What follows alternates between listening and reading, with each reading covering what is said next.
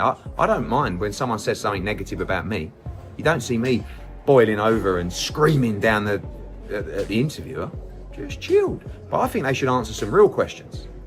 You know, and the most pressing question is, why do you want to change the Muhammad Ali or abolish the Muhammad Ali Act that is intact to protect fighters? We've seen them.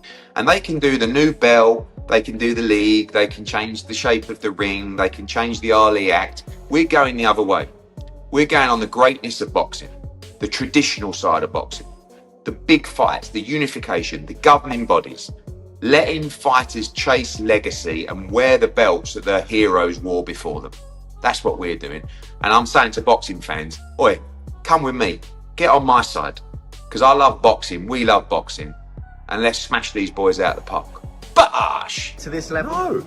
I expect Dana to go, oh, Eddie Hearn, you know, I like the guy, I'm looking forward to the battle. But all of a sudden, I just saw this anger and this tension, and like, it was, whoa, you know, on one hand, we're not a threat, and two, you've lost your shit already. We haven't even started yet. I mean, you haven't got a boxing product yet. And it started. So, listen, this is bread and butter to me. The difference between Dana and me is I've been in those battles for 15 years. With Frank, with Bob, with Oscar, with all of them. And it is literally like riding a bike for me. Well, it's fascinating. Eddie Hearn all of a sudden is acting like a lunatic. You know what he sounds like to me? He sounds like he's reading a WWE script. I've known Eddie for a while, and this isn't Eddie's personality, but the other thing is when you hear somebody like Eddie talk, it reminds me of a career politician. He's running for election now, and he's like, we're going to do this, and we're going to do that, and we're going to do this. Well, where were you the last 20 years? You didn't do shit. Those guys never thought big. All of a sudden now, Eddie's going to, change boxing, and he's going to fix this, and he's going to do that, and he's going to compete with me, and he's going to do all this. I don't even think about those guys, what they're doing, how they're doing it. And like Eddie Hearn, which was hilarious, where Eddie Hearn's like, he didn't come up with this. Pressure doesn't have to go out of control. You do your thing, I'll do my thing. You know, we've seen the rumoured success with the Muhammad Ali Act. We know what that is. But we just keep doing what we're doing. And Fake belts is at the center of this growing clash as Eddie Hearn fires back at Dana White and his plan to reshape boxing. Eddie Hearn wants fighters protected, proper sanctioning bodies respected, and the Muhammad Ali Act left untouched. Dana White wants a UFC-style model with promoter control, new belts, and fewer fighter safeguards, which Hearn sees as dangerous for boxing's future. I think anyone's ever going to fully get the boxing model right, because it's such a sport that can change so quickly. You know, all of a sudden you can say we're not going to do pay-per-view anymore. Then you bring in this mega fight that can really only be funded by pay-per-view. So I prefer to be a little bit liquid. If you actually look back at what I said at the years, I never said pay-per-view was dead. I said pay-per-view was dead at that price point, which is $89, $99. And I think that is the case. So I like subscription models. And if you look, we've tried to not do that many pay-per-view events. But then you have Riyadh season coming in with all these huge shows, and then you get more pay-per-views. So it's just a fluctuation. Fake belts controversy heats up as Dana White criticizes Eddie Hearn, claiming Hearn takes credit for fights like Canelo versus Crawford. White pushes for a UFC-style control over boxing, but Eddie Hearn defends the sport's integrity. This clash highlights the core debate, protecting boxing's history, belts, and fighters versus White's commercial, promoter-driven model. Doing it, and like Eddie Hearn, which was hilarious, where Eddie Hearn's like, he didn't come up with this fight, he didn't create Canelo versus, yeah, no, Sherlock. Where have you seen me running around going, I came up with this idea, and say I came up with Canelo Crawford, I made it, and all this. Somebody is writing him a WWE script, and he just sounds ridiculous. You're not going to do. Dana White's Zuffa boxing launch is being sold as innovation, but it really feels like a UFC offshoot trying to muscle into boxing's traditions. A show at the apex with a small crowd does not redefine a sport. Eddie Hearn believes boxing's craftsmanship and championship lineage matter more than promotional gimmicks and Hollywood-style marketing. Fans want meaningful fights and recognized belts, not a watered-down product dressed up with a new name and corporate backing. By talking about Zuffa Boxing. This is the new project for Dana White in the world of boxing. They get underway next Friday night. Callum Walsh taking on Carlos Ocampo. That is their main event. They've announced a little bit of an undercard there as well. It's all taking place at the Apex, the new Meta Apex in Las Vegas. There'll be a limited crowd on show there. It's all to coincide with the launch of the new UFC project with the Paramount Plus over in the United States of America. This is going to be on next Friday. Eddie Hearn nails the heart of this clash by calling out the emptiness of manufactured belts and spin. He acknowledges that legacy comes from historic titles worn by legends, not from promoter-driven trophies. Hearn makes it personal against Dana White and TKO because he sees their changes as a threat to boxing's soul. This is not about views or hype. This is about preserving the essence, heritage, and real stakes that make boxing great, and Hearn is all in. You can do that anyway. I mean, you don't have to fight for a belt. Like you're not handcuffed to go and fight for the WBC title. The reason that you want to fight for the WBC title is because that's the legacy that you've dreamed of from a kid, where you've seen your greats wear that belt. So it's all bullshit. I mean, listen. I'm also the master of spinning, and they're trying to spin what they're doing, and that's fine. I would do the same. For the fight? Got my heart for the fight. I've never been more motivated in my life for the fight. But this is a real fight. You see, with Frank Warren, that was a real fight. Yeah, the other stuff is funny and it gives you views and all that. But this is the real shit. Me against Dana, me against TKO. Let's go. I'm up for Let's that. go. And listen, I'm I up might for that. lose. Let's say something now. Give me a quote. No, they don't need to say something because they know. And they'll be as deluded and as arrogant as I am. And they'll think they're going to steamroll boxing. We'll see. Here you see the tension between old-school boxing leadership and the crossover MMA mindset Dana White brings. Eddie Hearn is portrayed as passionate and willing to defend boxing's identity, while White frames things through a UFC lens.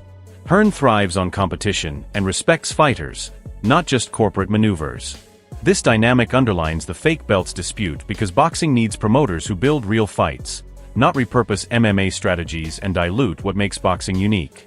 Is the burnt bridge with my brother unfixable? I don't hate your brother. You guys need to fight guys your same size. When you fought Floyd, you are massive. He did hit you with a fucking bomb, and you fucking ate it. He's gonna fight Gervonta Davis. Who do you got? Gervonta, I think, hits way harder than Floyd, but he's too small. Your brother's gonna be able to get inside on him, put his weight on him, tie him up. I hear your critique on fighting guys the same size as you. Is that why you guys wouldn't let me fight Connor? Yeah, you're fucking huge. Connor weighs 145 pounds, 155 pounds. Yeah, but he says he can beat me. Eddie Hearn is right to challenge Dana White here because Hearn understands boxing's heritage and what makes it meaningful. White touts big crossover events but fails to grasp that historic fights are built on legacy and recognized championship merit, not spectacle alone. Hearn wants to protect boxing's integrity, not rebrand it into MMA's marketing framework. This clip highlights why the fake belts debate matters and why boxing fans side with a promoter who honors the sport's past and future. Boxing is never going to be a sport that you can control because it's out of control in a wild and good way. It's like the narrative of boxing's dead. Boxing's not dead. Boxing's never been dead. In fact, right now, boxing's hotter, way hotter than MMA. With TKO, I mean, firstly, I think it's a good thing that Dana White is coming into boxing. You have to ask yourself, why is Dana White coming into boxing? Because he sees boxing is hot, right?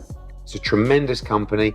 Dana's a very smart guy, Nick Khan, all these people, very, very smart people. They are used to running a business where there is a lot of control over talent. Boxing is really not like that, right? And in my opinion, the only way that you can control the elite talent like that, like you need to in that environment, is to pay them obscene amounts of money. Like, that is the only way. And these guys are smart. They're not going to overpay these fighters to the level that needs to be paid, in my opinion, to get them to fight this league and all this kind of stuff. What they're going to do is they're going to come in, they're going to sign young talent, some contenders, and they're going to put everybody together, probably make quite fun fights, but they're going to build something different on the production, maybe on the brand. Right. They're going to build some talent. Now, if it works, it's going to grow and it's going to grow, and then maybe that talent that they're building become big names and all that kind of stuff.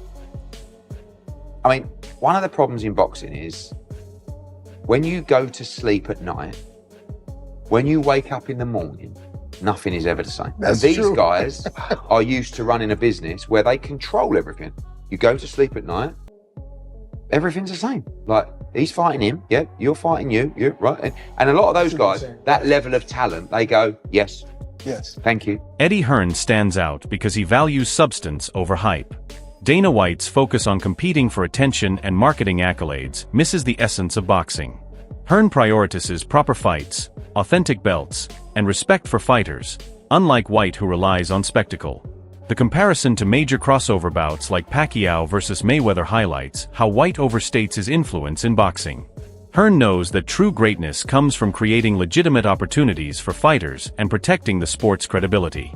By calling out Dana White, Hearn defends boxing's traditions, emphasizing the importance of real promoters who understand the nuances of negotiation, fighter welfare, and maintaining the integrity of championship titles. Fans see Hearn as someone who will ensure fighters earn their place in history rather than being puppets in a corporate marketing show. His confidence and respect for real competition define why boxing remains a sport with soul. My guy, Eddie Hearn, whom I love, and I respect him. And I saw him today. He's out there talking smack. He's like, I want to compete against Dana White. I want to prove that I'm much better than him as a boxing promoter. I look forward to Dana's wrong. He can't do this. And what's he doing that's different? Everybody's doing the same thing. And I look forward to competing against him to show that I'm the best boxing promoter in the world. I look forward to it too, Eddie. I can't wait. I love this stuff. And all you boxing guys out there don't want to talk crap and talk all your smack. 3 of the biggest fights in boxing history. Pacquiao Mayweather, McGregor Mayweather, and now Crawford Canelo. I've been a part of 2 of the biggest 3 fights ever in the history of boxing. You and I have Suck talked. on that one, boys. Dana White joining us.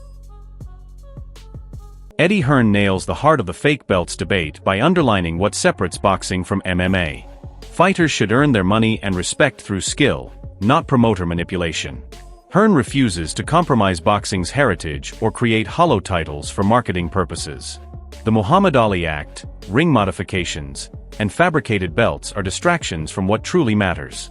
By referencing legends like Hagler, Hearns, and Whitaker, Hearn signals that modern champions must uphold the same standards. He champions generational talent such as Boots, highlighting that belts carry history, legitimacy, and pride. Boxing's authenticity relies on promoters who protect the sport's integrity, ensuring athletes compete on a level playing field. Hearn's stance makes it clear, boxing's greatness comes from skill, legacy, and honor, not artificial titles or spectacle. Fans can trust Hearn to maintain these values while still putting on thrilling, high-stakes contests. In boxing, the majority of the revenue from the show goes to the fighter. In MMA, the majority of the revenue from the show goes to the promoter. Good luck to him. I wouldn't moan, but that's not how we work in boxing. And I'm not interested in a fake belt. I'm not interested in changing the Muhammad Ali Act. I'm not interested in changing the shape of the ring or the rules. What I'm interested in is the greatness of the sport of boxing. And what you're looking at here is the greatness of the sport of boxing. I want to see fighters like Boots, who I believe can go down as generational greats, like Hagler, like Hearns, like Whitaker, like all these great fighters. He is of the same ability. And our belts matter. Dana White claims American audiences have lost interest in boxing, but Eddie Hearn would argue the sport's appeal hasn't faded. It's mismanaged promotions and shallow marketing that are to blame. Hearn understands that authentic fighters, legitimate titles, and meaningful matchups capture attention far more than hype alone. While White plans to start a 2026 TV push, Hearn proves that consistent, credible events already build audience loyalty. Boxing thrives on history, legacy, and competitive legitimacy. Fans engage when promoters respect fighters and create real championship moments. Hearn's approach ensures sustained interest and reverence for the sport, while White's attempts risk turning boxing into a corporate gimmick. The difference is clear. Hearn preserves the sport's soul, while White focuses on spectacle and attention. Hearn's commitment to fighter-first principles ensures the audience experiences real boxing drama that can stand the test of time. Whenever I come over to the States, I kind of get the feeling that maybe the audience is disengaged a little bit with boxing over the last 10 to 20 years. 100%. So- And it's what everybody says, whether it's the Eddie Hearns or the, Shake Turkey or any of them. America's a different market. It's a tough market to figure out. You know what I mean? It is definitely fizzled out over here over the last several years. So, listen, right now, again, nobody has a television deal. Yeah. Right? The Zone's doing some fights, but I will have a television deal. I'll figured out, and I will announce it ASAP. And I will start my thing in 2026, and boxing will be on television regularly now in the United States. Eddie Hearn's insight into Dana White's temperament highlights the difference between calculated strategy and impulsive bravado. White's early aggression and loud posturing may intimidate casual fans, but Hearn recognizes that true success comes from planning, patience, and respect for the sport. Boxing is a marathon, not a media circus. Hearn stays level-headed, focusing on competition, fighter welfare, and authentic promotion. Unlike White, whose anger risks undermining credibility, Hearn knows the power of measured confidence. He demonstrates that managing egos, maintaining professionalism, and staying committed to real fights outweigh theatrics. Fans can see Hearn's approach as a blueprint for sustainable boxing growth, where legacy, fairness, and real competition matter above noise, hype, and empty statements. Hearn's calm yet assertive stance reinforces why he remains the sport's leading promoter and why his battles with White are more than just personal. They define the future integrity of boxing. Too angry too early. You guys know me well enough to know. Number one, I've never read off a script. Number two, no one tells me what to say. But I was a bit concerned with what I saw from Dana, because I like the guy, you know, and to see someone so angry and so loud, and you know, that blood pressure, and I don't want to get into the back and forth. I like the guy. I was like, whoa, I was like covering my ears going, what's happened here? This guy says we've got no chance. This guy says we don't think big enough. This guy says we're not, you know, we don't really know. Why are you so angry? Just relax. That's what I said, too angry too early. This is not a good sign. I want a real battle. I don't want to just go in there and, you know, just use my tongue and my product to just out-talk people and drive them crazy. So just relax. This is a marathon, not a sprint. So when I saw the video, I was like, wow, this could be actually a lot easier than I thought. So we will see. For me, no beef, no bad blood. We'll see. Eddie Hearn points out the flaws in Dana White's claims by highlighting that American boxing has established companies and champions, yet White overstates his impact. Hearn dismantles the idea that crossover spectacle equates to boxing greatness, calling out Mayweather versus McGregor as an exhibition, not a legitimate fight, and reminding viewers that Crawford versus Canelo was never White's achievement. Hearn's focus on authentic competition, real fighters, and meaningful promotions shows why boxing thrives under credible leadership. He values broadcasting access, legitimate championship structures, and promoter integrity, exposing White's attempts at self-promotion as superficial. Boxing is about skill, history, and legacy, and Hearn's commentary reminds fans that hype cannot replace these essentials. By prioritizing actual achievements over marketing spin, Hearn ensures the sport maintains its respectability, credibility, and excitement for real fans who care about champions, not showmanship. In boxing in America, you have all these major boxing promotional companies with you know, dozens of world champions and a roster of great fighters who have no broadcaster. They're completely on their arse, and we are in a fantastic position. So, you know, I think that when he talks about he's delivered two of the biggest fights of all time, I mean, if you really want to come into boxing and call Mayweather-McGregor one of the biggest fights of all time, please. It was an exhibition, it's not a fight.